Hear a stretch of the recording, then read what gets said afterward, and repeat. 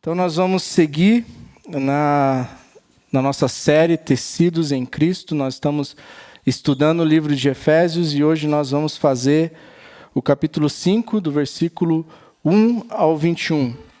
E quando nós terminamos o capítulo 3, eu disse que ninguém ensina um bebê a andar antes de ensinar a sentar. Né? Não faz sentido a gente pegar, né, um bebê e falar, agora eu vou ensinar você a andar, quando ele nem aprendeu ainda, né, a sentar, engatinhar. E os 3 primeiros capítulos de Efésios é como se Paulo estivesse nos ensinando a sentar. São capítulos extremamente doutrinários, onde Paulo fala sobre quem nós somos em Cristo, o que Cristo fez por nós, todas as bênçãos que Ele derramou na nossa vida e todo o poder que nós temos através de Cristo, por meio do Espírito Santo. Então, do capítulo 3 em diante, do capítulo 4 em diante, nós temos esse momento onde Paulo nos convida a levantar e andar. Algumas traduções utilizam a palavra andar, outras traduções utilizam a palavra viver, mas todas têm o mesmo significado, que é algo estar em ação. E eu acho interessante que a primeira coisa que Paulo diz, quando ele começa nos ensinando a andar, lá logo no capítulo 4, ele diz, vivam de maneira digna da vocação que vocês receberam. E essa palavra digna é uma palavra no grego, áxio, que dá a ideia de uma balança, onde de um lado você tem a sua vocação, ou seu título como cristão, e do outro lado você tem o modo de viver, a forma como você vive. E quando Paulo diz, vivam de maneira digna, Paulo está falando assim, que a sua vocação e a forma como você está vivendo, que isso tem o mesmo peso e isso esteja em equilíbrio. E eu acho que às vezes é muito do que a gente vê que o mundo espera de nós também. Porque a gente às vezes tem aquela coisa do mau testemunho de pessoas que falam as coisas, mas não vivem essas coisas. Então Paulo nos chama para que a gente possa não somente ser cristão, mas viver como um cristão. 1 Pedro 2,12 diz assim, tenham uma conduta correta entre os pagãos, para que, mesmo que eles os acusem de praticar o mal, observem as boas obras que vocês praticam e glorifiquem a Deus. Mesmo que eles os acusem de praticar o mal, observem as boas obras que vocês praticam e glorifiquem a Deus. Então nós deveríamos nos perguntar, nessa noite, né, internamente, como tem sido, como eu tenho vivido, e se a forma como eu tenho vivido, ela realmente glorifica a Deus. E isso deve gerar em nós também uma outra pergunta, que é, como nós fazemos, então, para viver uma vida que glorifica a Deus? Ou, pegando um gancho, né, do que foi falado domingo passado, como nós nos despimos do velho homem e nos vestimos do novo homem, né? Ou qual é o traje adequado para essa ocasião? Eu não sei se vocês já receberam algum convite de casamento que vinha escrito assim, traje sugerido, esporte fino. E eu confesso que na minha cabeça era tipo assim, sei lá, traje de tenista, né? Que era um esporte fino, um esporte chique, né? E aí, se você é como eu, não sabe muito bem o que é um traje fino, você vai lá para o golfe, né, com luva. Aí você vai lá para o Google e pesquisa assim, né, esporte fino, né? Aí vai lá para as imagens e aí você busca referências de roupas. E se você é como eu, provavelmente você vai tentar pegar algum exemplo ali e ver se você tem exatamente alguma coisa igual você viu no exemplo, porque eu não tenho muita, capacidade de pensar nas variações do esporte fino, né? De pensar, poxa, essa aqui é uma referência, então o que dá para fazer? Eu lembro que na nossa cantata de Natal eu ficava desesperado, porque eu via aquelas referências e falava assim, eu não tenho uma roupa dessa. E na minha cabeça eu tenho que ter uma roupa exatamente igual a essa foto. Mas é interessante que Paulo nos traz essa referência. Paulo nos dá essa referência do que é viver uma maneira digna, do que é estar vestido como um novo homem. Talvez uma referência que para nós seja inalcançável, mas é para onde os nossos olhos deveriam estar. Talvez a gente vá olhar assim, poxa, isso aqui não é possível. Mas lembre-se, é a nossa referência. A gente não pode tirar os olhos disso. É a mesma coisa que se a gente pegasse lá a referência do que é o esporte fino e, de repente, você começar a vestir-se uma regata e uma bermuda e fosse para o casamento, né? Totalmente fora daquela referência. Então, Paulo vai nos mostrar e vai falar assim, olha, tem algo que a gente pode olhar e tem alguém para quem a gente pode olhar que serve como referência do que é ser revestido de um novo homem, do que é ser uma nova criatura, do que é viver de maneira digna. E aí Paulo começa então, aqui no versículo 1, dizendo assim, tem a sua Bíblia aberta para a gente ir caminhando pelo texto. Não feche e a gente vai lendo juntos. Portanto, sejam imitadores de Deus como filhos amados. Então, a primeira coisa que Paulo vai dizer, sejam imitadores como filhos amados. E quem tem filhos sabe que normalmente os filhos gostam de nos imitar. Lá em casa, e normalmente é as coisas ruins, tá? Não... Infelizmente, eles tendem a imitar o nosso lado ruim. E lá em casa, eu tenho talvez um péssimo costume, mas às vezes é meio que involuntário, que quando minha esposa ela está naqueles dias assim mais irritada, sabe? Eu tento fazer graça, né? Aí eu fico e aí às vezes não dá certo, porque deixa ela mais irritada assim. Só que o engraçado é que quando Samuel vê que ela está irritada, ele fica, ai minha fofinha, ai minha lindinha. E eu fico atrás assim. Sai. Até ela, né? Só que quando a gente olha para o Senhor, a gente tem um bom exemplo, né? Deus, diferente de mim, é esse Pai na qual a gente pode olhar e a gente pode imitar, sem estar preocupado de que a gente vai estar fazendo algo ruim, algo, né, que não é bom. Por isso Paulo diz, sejam imitadores de Deus. E aí, às vezes, a gente pode se perguntar, mas como eu faço para imitar Deus? Né? Qual é a referência que eu tenho para imitar Deus? E o versículo 2, ele diz assim, vivam em amor, como também Cristo nos amou e se entregou por nós como oferta e sacrifício de aroma agradável a Deus. Ainda nessa ideia sobre como devemos caminhar de maneira digna no nosso chamado, Paulo diz, vivam em amor. E na sequência, Paulo diz, como Cristo nos amou. Porque Cristo é o nosso referencial. Porque Cristo é a plenitude de Deus. E nós falamos isso alguns domingos atrás. Quando olhamos para Jesus, vemos o Pai.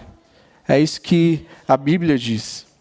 Então, quando você pensa sobre ser um imitador de Deus, você precisa viver e fazer as coisas no estilo de Jesus. Ainda, como eu disse anteriormente, ainda que pareça inalcançável, Ele é a referência. Não é à toa que nós temos 4 evangelhos. E eu acho que nós deveríamos ler, né, os evangelhos todos os anos. A gente deveria comer isso como diz, com farinha, para que a gente pudesse ter essa referência do que é o estilo de Jesus, como Jesus andava, como ele fazia as coisas, como ele amava, como ele tratava as pessoas. E na próxima semana, no próximo domingo, nós vamos falar um pouco sobre os deveres conjugais, a forma como devem ser as relações no casamento. Mas para chegar até lá, para chegar nesse ponto, eu acho que aqui é um bom ponto de partida, porque os amores que são apresentados nas canções, nos filmes, nas novelas, são amores muito distantes daquilo que é o amor de Deus. Muitas vezes o nosso amor está baseado em uma relação de troca, que muitas vezes está condicionado a alguma coisa, ou seja, eu amo se, né? Eu te amo se você fizer isso. Que começa e acaba, às vezes, por motivos fúteis, que não se sustenta na diversidade. Porque muitas vezes a gente pensa, mas o que eu estou ganhando com isso? Mas o nosso chamado é amar como Cristo nos amou. E como Ele nos amou? Entregando sua vida por pessoas más, por pecadores, por aqueles que não queriam nada com Ele. Ele amou sem pedir nada em troca, sem colocar condições, até porque nós não teríamos nada para oferecer pela vida de Jesus. Se a gente fosse estar em uma mesa de negociação e a vida de Jesus estivesse ali para ser negociada, o que nós teríamos para oferecer no lugar da sua vida? Acho que nós não temos nada para oferecer. E mesmo assim, Ele nos amou. Eu não sei se você sabe, né? O apóstolo João, ele foi um dos pastores de Éfeso. E em um certo momento da vida, ele foi jogado, né, na ilha de Patmos para morrer. Mas de uma forma milagrosa ele acabou sobrevivendo e retornando para Éfeso. E segundo a tradição, foi o único apóstolo que não morreu de forma trágica e que morreu já bem velhinho. João era conhecido como o apóstolo do amor. E Jerônimo, Eusébio Jerônimo, que viveu no século 4 e 5 depois de Cristo, ele foi o tradutor da Vulgata, na versão, que é a versão latina da Bíblia. Ele tem um comentário bíblico de Gálatas, e nesse comentário bíblico ele faz uma referência a João, e ele diz assim: o bem-aventurado João Evangelista, morando em Éfeso até a extrema velhice, mal conseguia ser levado à igreja nas mãos dos discípulos. E não conseguindo mais encadear muitas palavras, nada mais costumava dizer em cada assembleia senão: filhinhos, amai-vos uns aos outros. Por fim, os discípulos e irmãos presentes, cansados de ouvir sempre a mesma coisa, disseram: Mestre, por que sempre dizes isso? E ele respondeu como uma sentença digna de João: porque é o mandamento do Senhor. E se somente isso for feito, basta. Se nos amarmos como Cristo nos amou, isso resolveria muitas coisas entre nós. E a verdade é que a gente precisa ser lembrado disso todos os domingos, todos os dias. E olhando para Jesus e buscando imitá-lo. Amar não é uma sugestão. Amar é um mandamento. É uma ordem de Deus para nós. E Deus já dá essa ordem para que não fique no ar do tipo assim: será que eu devo amar o meu irmão? Quando será que eu devo amar o meu irmão? E a resposta do Senhor, ela é muito clara. Ame sempre. Ame sempre. Talvez a gente, em alguns relacionamentos, a gente precise entender os limites, porque realmente existem alguns relacionamentos que eles são... Eu sei que é uma palavra que está meio na moda, né, e às vezes é usado meio que... Né, mas existem relacionamentos que são tóxicos. Existem relacionamentos que às vezes nos fazem mal. E às vezes a gente tem que aprender a lidar com isso. Mas mesmo diante dessas coisas, isso não é um voucher para que a gente odeie o nosso irmão.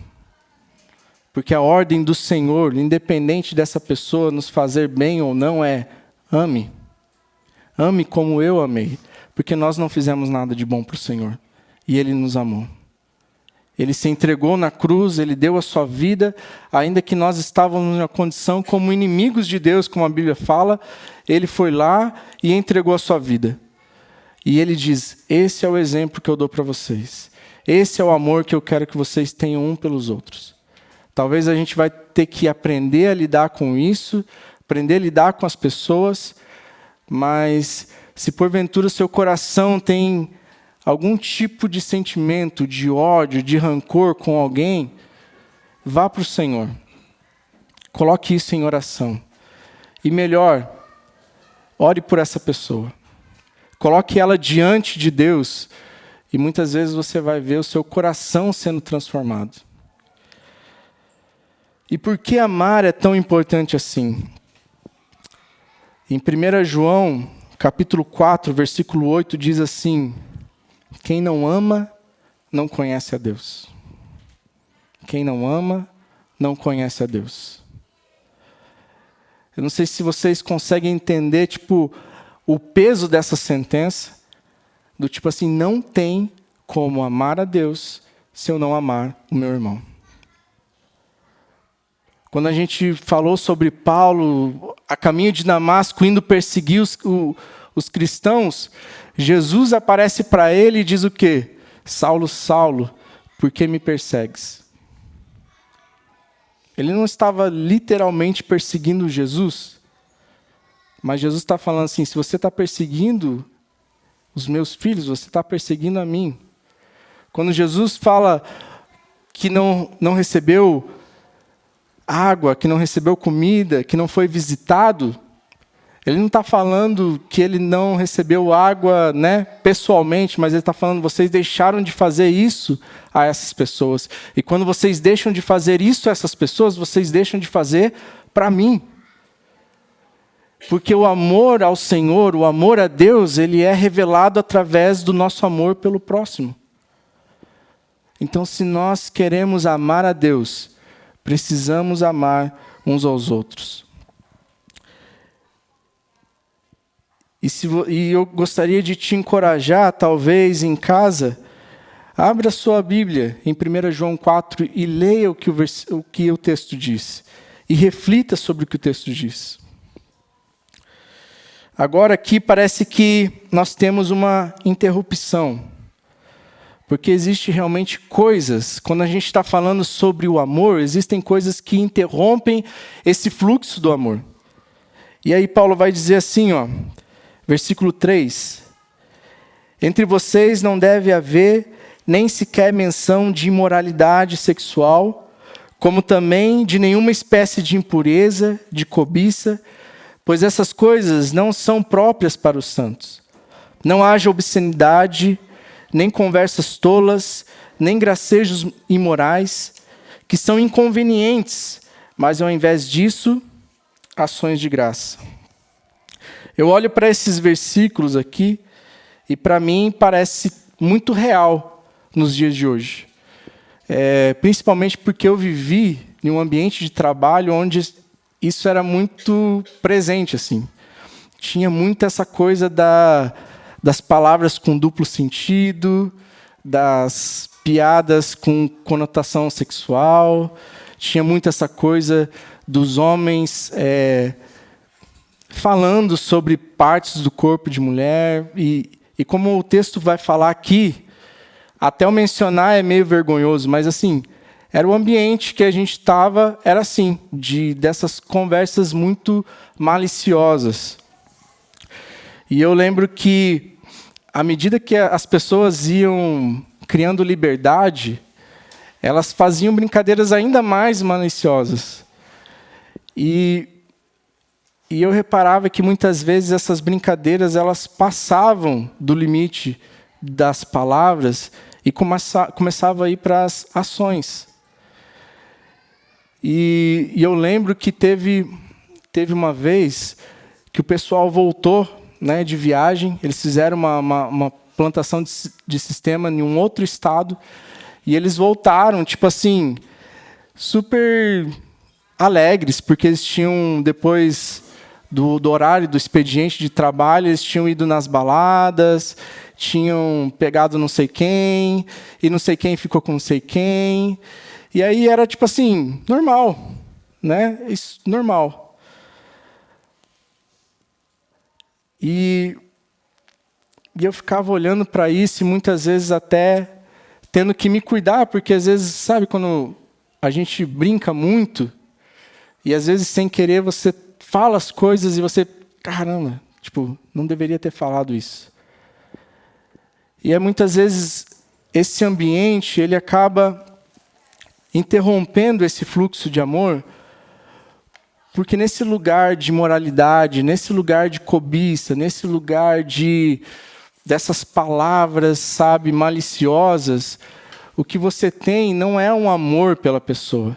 Muitas vezes a pessoa é vista como um objeto, como uma pessoa que você, cara, é um troféu se você ficar com fulano, um troféu se você conseguir pegar ciclano. E às vezes o ambiente de trabalho se torna isso.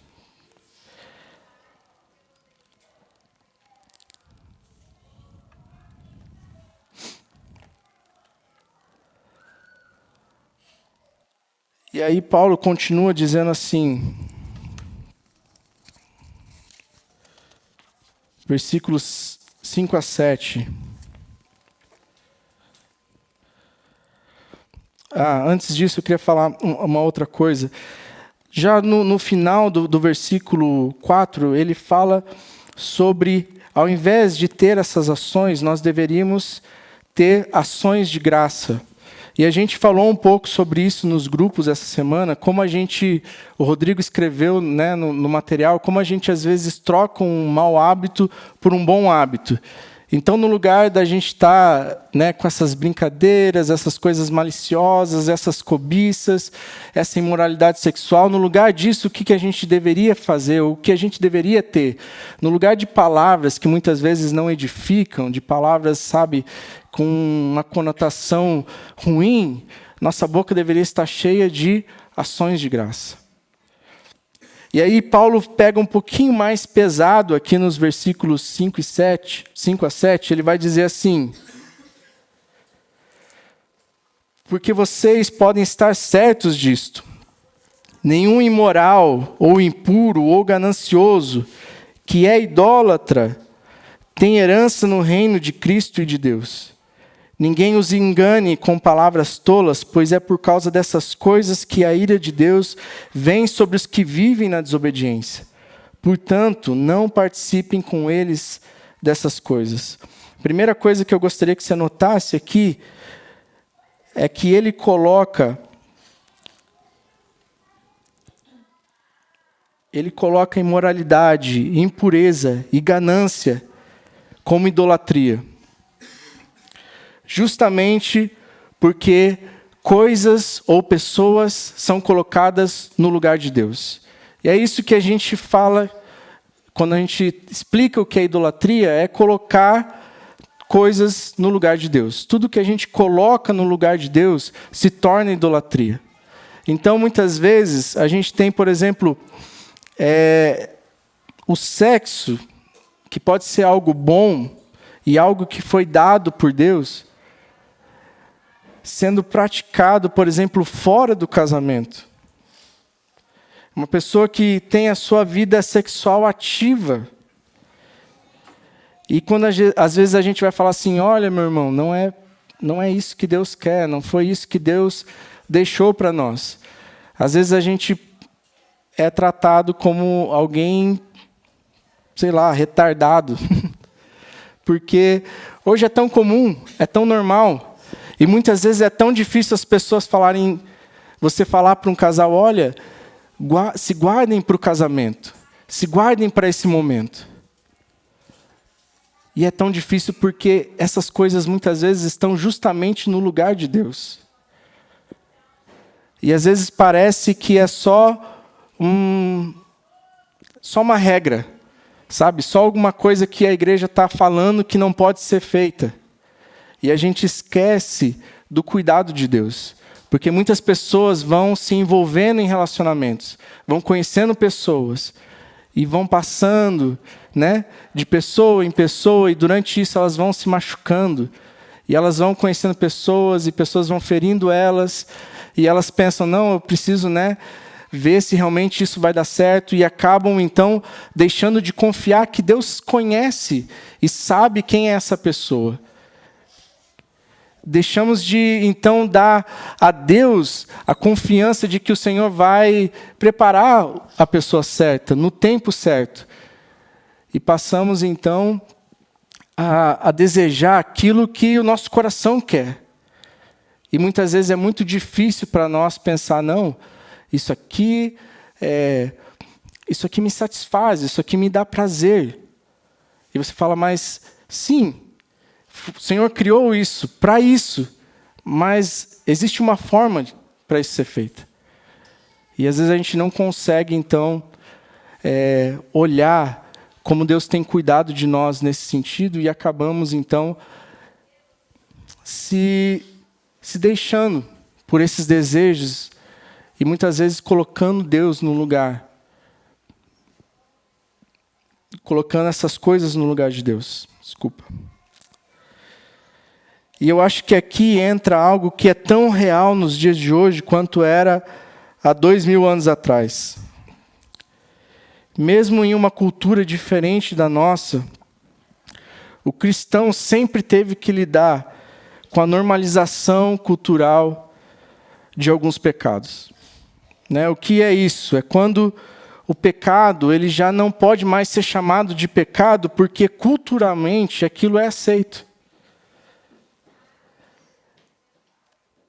E aí, as pessoas elas não conseguem, então, elas se sentem, de certa forma, muito desafiadas na sociedade a viver uma vida, por exemplo, em santidade ao Senhor. E afastada de muitas coisas, porque culturalmente isso é aceito, é normal, está tudo bem, todo mundo faz. Mesmo que isso não seja bom e mesmo que isso não seja saudável para nós. Mesmo que não seja a vontade de Deus para nós. Por isso que Paulo diz assim, não sejam enganados por essas pessoas. Não sejam enganados por essas pessoas que dizem, olha, não, está tudo bem. Todo mundo faz, é normal. Olhe para a palavra do Senhor, olhe para aquilo que a palavra do Senhor diz. Não deixe com que essas pessoas que estão vivendo em desobediência ao Senhor, elas guiem a forma como você deve andar, como você deve fazer as coisas. Mas seja guiado, seja conduzido por aquilo que a palavra de Deus diz. E uma coisa que eu gostaria também que a gente tivesse em mente, que isso não significa, quando Paulo fala assim, que a gente não deveria ser participante dessas obras com essas pessoas, Paulo não está falando que a gente deveria se isolar dessas pessoas, que a gente deveria se afastar dessas pessoas. Paulo está falando que nós não sejamos participantes com eles dessas obras, mas nós deveríamos estar nesse lugar onde essas pessoas precisam conhecer o Senhor. Então isso não é um versículo para dizer, olha, vamos, comprar um terreno e viver todo mundo junto em um só lugar para a gente estar afastado dessas pessoas. Não. Mas que a gente possa refletir a Cristo, a gente possa refletir o amor de Deus e a gente possa revelar quem Deus é através das nossas atitudes. Mesmo que ainda seja difícil, mesmo que ainda seja desafiador para a gente viver naquilo que o mundo diz que é normal. E aí Paulo continua no versículo 8, porque outrora vocês eram trevas, mas agora são luz no Senhor. Vivam como filhos da luz, pois o fruto da luz consiste em toda bondade, justiça e verdade. E aprendam a discernir o que é agradável ao Senhor. Não participem das obras infrutíferas das trevas, antes exponham-nas à luz, porque aquilo que eles fazem em oculto, até mencionar é vergonhoso. Mas tudo que é exposto pela luz torna-se visível, pois a luz torna visível todas as coisas. Por isso é que foi dito: desperta, ó tu que dormes, levanta-te dentre os mortos, e Cristo resplandecerá sobre ti. Então, mais uma vez, como nós devemos viver? Primeiro ele falou, vivam em amor. E agora Paulo vai dizer, vivam como filhos da luz. É interessante a gente pensar que as primeiras palavras de Deus na Bíblia foi, haja luz. Onde havia trevas, houve luz. Quando o povo de Israel saiu do Egito, Deus conduzia o povo e diz que ali havia uma coluna de fogo que estava com eles durante a noite para iluminar o caminho deles. Em Apocalipse, diz que na Nova Jerusalém não há necessidade nem de sol e nem de lua, porque a glória de Deus ilumina aquele lugar. Na Bíblia, a luz retrata, então, a presença e a glória de Deus. Mas também fala da santidade de Deus, fala da sua perfeição, fala do seu conhecimento sobre todas as coisas. E eu acho que é importante a gente lembrar disso, de todas as coisas. O que está oculto aqui na terra está escancarado nos céus. Na física, a gente aprende que o escuro é a ausência de luz. E se você ainda não assistiu os nossos vídeos do Connect, eu gostaria de te incentivar a assistir. E o Rodrigo fez uma sessão que fala sobre céu e inferno. E ele falou uma coisa muito interessante. Ele disse, o lugar onde existe uma ausência total de Deus é um lugar onde não existe amor, bondade, graça, misericórdia, e um lugar assim acaba sendo o inferno.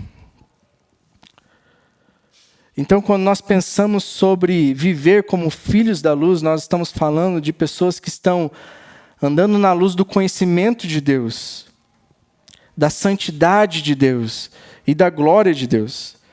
Estamos falando de pessoas que estão vivendo um relacionamento com Deus e refletindo quem Deus é através do fruto que é apresentado aqui, que é a bondade, justiça e verdade. A bondade, ela não é somente não fazer o mal. A bondade é praticar o bem. A justiça fala dessa conduta correta diante de Deus e as pessoas. E a verdade é essa integridade, essa coerência entre o que somos, o que dizemos e o que fazemos como novas criaturas.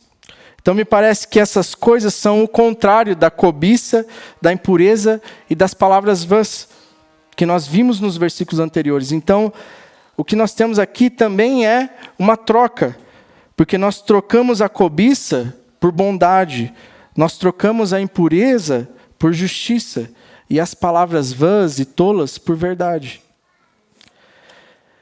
Versículo 15 diz, tenham cuidado com a maneira como vocês vivem, que não sejam como insensatos, mas como sábios, aproveitando ao máximo cada oportunidade, porque os dias são maus.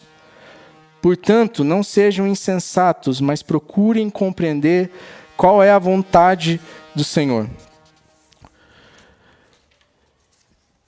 Eu acho que no livro de Provérbios a gente tem uma boa referência do que é, né, ser sábio e ser tolo, ou ser insensato.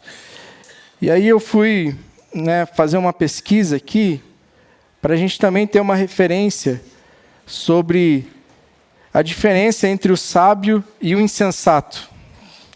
E aí eu tenho uma lista que depois, se você quiser, eu posso compartilhar contigo. E eu anotei algumas coisas bastante interessantes aqui. O sábio, segundo Provérbios, o sábio, ele teme ao Senhor e se afasta do mal. O arrogante confia no próprio coração. O sábio, ele ama quem o corrige e se torna mais sábio. O insensato, ele detesta quem o corrige. O sábio, a sua língua traz cura. O insensato, as suas palavras ferem como golpes de espada. O sábio, ele contém o próprio ânimo e é paciente. O insensato descarrega na hora tudo o que sente. O sábio, ele recolhe durante a colheita. O insensato, ele dorme justamente no tempo da safra. E por último, o sábio, ele entende que a raiz de tudo, que o ponto de partida é o temor do Senhor. Que o temor do Senhor é o princípio de toda a sabedoria. Mas o insensato despreza a sabedoria e despreza a instrução. Então, talvez, quando a gente olha aqui para Paulo falando assim, olha, não sejam insensatos, né? Ou seja, não sejam arrogantes, não confiem no próprio coração, não detestem quem os corrige, não usem as suas palavras para ferir as pessoas, não descarregue a sua raiva, a sua ira na hora. Entenda o tempo das coisas, que às vezes tem um tempo que você tem que trabalhar, que você tem que, né, levantar cedo, ir lá, plantar, colher. Tenha discernimento, tenha sabedoria do tempo das coisas. Nunca despreze a instrução, nunca despreze a correção, mas tema ao Senhor como o princípio da sabedoria.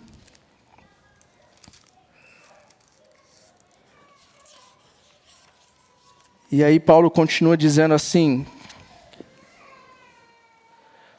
não se embriaguem com vinho, que leva à libertinagem, mas deixe-se encher pelo Espírito, falando entre si com salmos, hinos e cânticos espirituais, cantando e louvando de coração ao Senhor, dando graças constantemente a Deus Pai de todas as coisas, constantemente a Deus Pai por todas as coisas, em nome do nosso Senhor Jesus Cristo.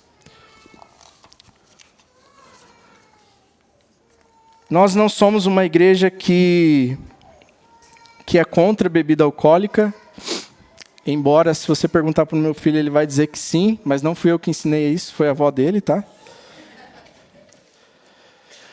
Mas, assim, a gente não pode falar, né, afirmar uma coisa que a Bíblia não afirma. Então, quando nós olhamos para o texto, e muitas vezes esse é o texto usado, não diz assim, não tomem álcool. Até porque, quando Jesus fez o milagre da água para o vinho, a palavra original ali é vinho, não é suco de uva. Algumas pessoas falam, não, mas é que Jesus, ele era, né, ele conseguia transformar o vinho sem álcool, né, como se fosse a cerveja sem álcool. Mas, gente, não é isso. E eu amo como a nossa igreja ela é muito cuidadosa em relação a isso. Então, eu já fui em jantares onde os anfitriões falaram assim, olha, alguém aqui tem algum problema com bebida, não sei o quê. E aí, se ninguém tinha, era servido. Já fui em lugares onde as pessoas simplesmente escolheram não servir já para não ter esse problema. Então, acho que a gente é uma igreja que tem um cuidado muito grande em relação a isso. Mas a questão aqui não é a bebida, a questão aqui é a embriaguez.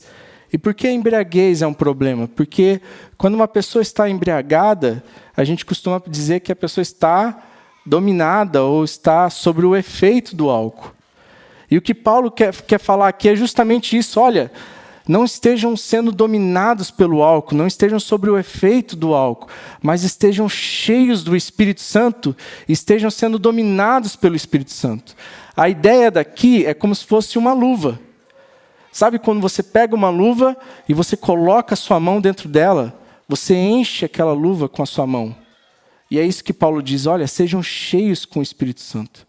Porque a luva, sem a mão, ela não cumpre o seu propósito. Mas quando a mão é colocada, a luva, então, pode ser usada. E é isso que Paulo quer dizer para nós, olha, sejam cheios do Espírito Santo para que o Senhor possa usar vocês. Para que vocês não sejam dominados pelo álcool, pela embriaguez, mas sejam dominados pelo Espírito. E o Espírito guie vocês. É como se fosse uma outra forma da gente pensar, como se fosse assim, um carro com o tanque cheio. Porque se você não enche o tanque do carro, e aí agora, né, a gente vai de novo para para o tanque cheio, muita gente vai sair daqui e vai abastecer o carro por causa do ensino do Rodrigo, que falou que a pior coisa é você estar num momento de emergência e estar com o tanque vazio, né? Mas a ideia aqui é que, da mesma forma que um carro ele tem que ter o seu tanque cheio para que ele possa andar, a gente também precisa ser cheio do Espírito Santo para que a gente possa fazer aquilo que Deus quer da gente. Mas também, à medida que nós andamos com o carro, o que acontece? O tanque vai baixando. E a gente precisa lá e encher novamente.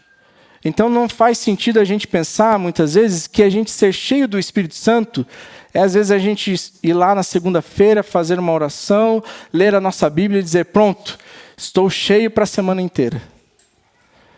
Mas isso deveria ser uma coisa diária, constante, que a gente faz buscando o Senhor diariamente, buscando ser cheios do Espírito Santo todos os dias. Porque conforme nós vamos caminhando, a gente vai gastando esse combustível. E a gente precisa ser cheio para a gente continuar caminhando. E aí, muitas vezes, algumas pessoas terminam aqui no versículo 20, mas eu acho que faz muito sentido fechar com o versículo 21. Porque o versículo 21 diz, sujeite-se uns aos outros por temor a Cristo. Uma vida cheia do Espírito Santo é uma vida marcada pela submissão mútua. E marque bem essa palavra, uma submissão mútua.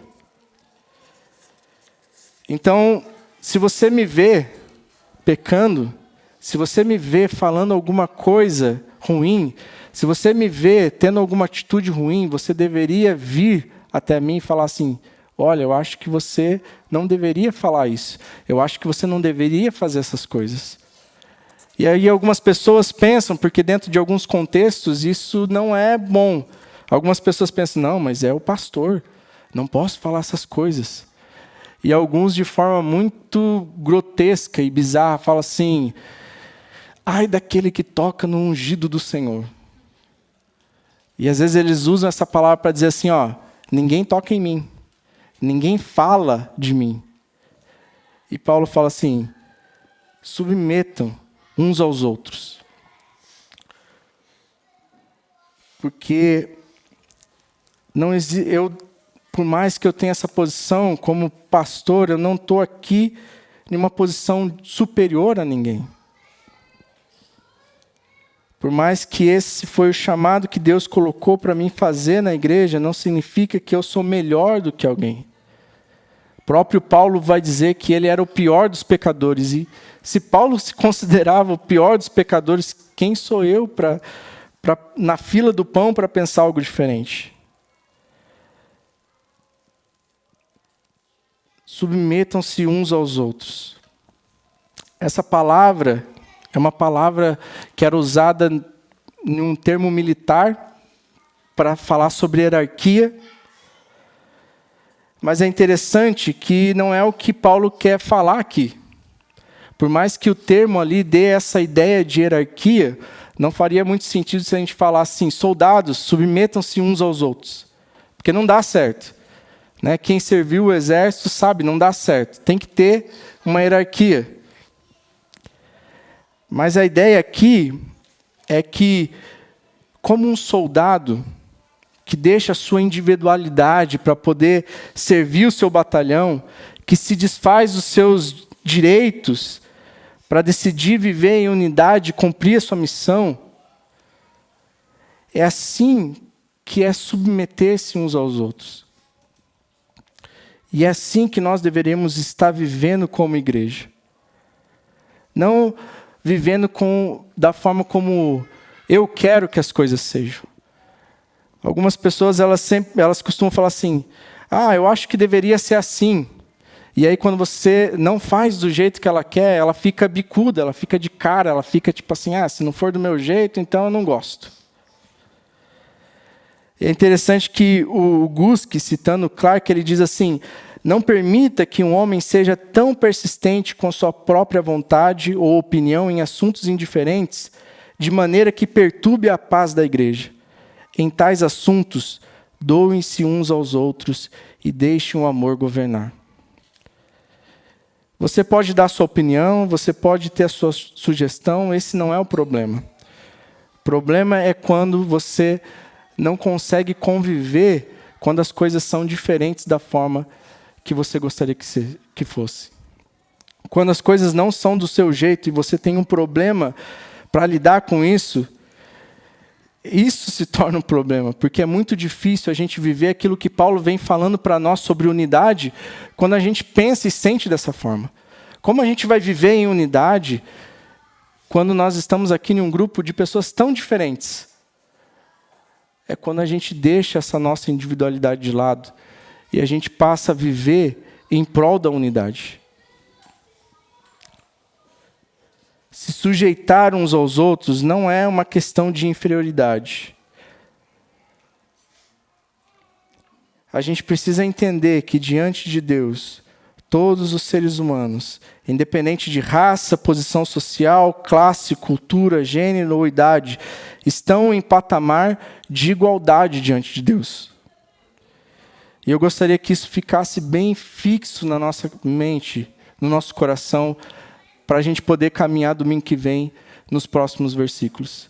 A gente precisa ter isso muito bem claro, que diante de Deus, todos nós estamos em um patamar de igualdade. Por mais que Deus nos coloque em posições diferentes, com funções diferentes, ainda assim, diante do Senhor, todos nós somos iguais. Então, quando a gente fala de se sujeitem-se, não pensem em uma coisa negativa. Pensem em algo que é aquilo que Deus quer de nós, para que a gente possa viver em comunhão, em unidade. E quando eu li esse trecho, eu fiquei pensando assim, como às vezes o coração de Deus quando a gente fala sobre viver em amor e se sujeitar uns aos outros, eu fiquei pensando, cara, como pai, muitas vezes, chego em casa e uma das coisas que mais assim alegra meu coração é quando eu vejo, por exemplo, a Yasmin e o Samuel está lá deitado no colo dela, e os dois estão assistindo um filme, sabe? Porque é muito ruim para os pais quando os filhos estão se pegando, né? E eles não se dão bem, eles brigam, e eles discutem, e aí cada um quer fazer do seu jeito, e cada um, né, puxa para um lado e puxa para um outro, e você está ali tipo assim, poxa, vocês não podem só se amar, se dar bem? E às vezes o Samuel fala assim, faz pipoca para mim, e ele, cara, ele é chato demais, ele fica assim, faz pipoca para mim, faz pipoca para mim, faz pipoca para mim. E aí se sujeitar a Yasmin vai lá, por amor a ele, e faz a pipoca para ele, e entrega para ele. E aí a Yasmin fala assim, Samuel, faz isso aqui. E ele, não quero fazer, não sei o quê. Se sujeitar é tipo assim, por amor à irmã, vai lá e faça isso. Não é uma questão de inferioridade. Não é porque se ela for fazer pipoca, ele é melhor que ela. Não é porque se ele for fazer o café para ela é melhor que ele. Mas é realmente preservar essa unidade, preservar esse amor, porque diante dos olhos de Deus, quando Deus olha para nós e nos vê se relacionando um com os outros, e muitas vezes, sabe, dando aquela respirada e falar, ok, né, tudo bem, né, e conservando muitas vezes a língua, para que a gente não fira o irmão, e sabe, se doando, se entregando. É isso que Deus olha, e é isso que Deus se agrada da gente. E é isso que Deus quer, e é dessa forma que Deus quer que a gente viva. Não é à toa que João falava, filhinho, amem uns aos outros. E às vezes a gente está assim, não tem uma outra coisa para falar? Não. Porque esse é o mandamento do Senhor. Amem uns aos outros. Porque quando nós nos amamos, nós refletimos quem Deus é. Quando nos amamos, fazemos aquilo que talvez esteja só nas palavras, ações que realmente mostrem que nós amamos a Deus.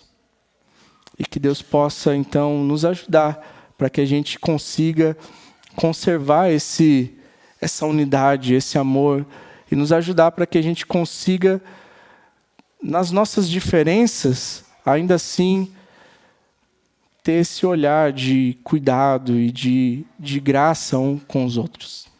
Amém?